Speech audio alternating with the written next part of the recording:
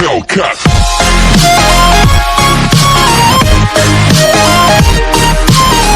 तो दोस्तों टेम्पलेट का लिंक मैं वीडियो का डिस्क्रिप्शन में दे दी हूँ, जाके डाउनलोड कर लीजिए। अगर आपको टेम्पलेट डाउनलोड करने में कोई भी प्रॉब्लम हो रहा है तो वीडियो का डिस्क्रिप्शन में और एक लिंक है, टेम्पलेट डाउनलोड कैसे करें वो वीडियो जाके पहले देख लीजिए। टेम्पलेट डाउनलोड होने के बाद एबी प्लेयर ऐप्स को ओपन कीजिए, उसके बाद टेम्पलेट को सिलेक्ट कीजिए, उसके बाद पेंसिल का आइकन के ऊपर क्लिक करना है, उसके बाद इधर ऑडियो प्रोवाइडर के नीचे जो इमेज है उधर आपको क्लिक करना है, उसके बाद राइट साइड में जो इमेज लिखा है उधर आपको क्लिक करना है, उसके बाद कस्टम इमेज पे क्लिक करना है,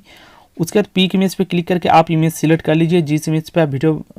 वीडियो बनाना चाहते हो।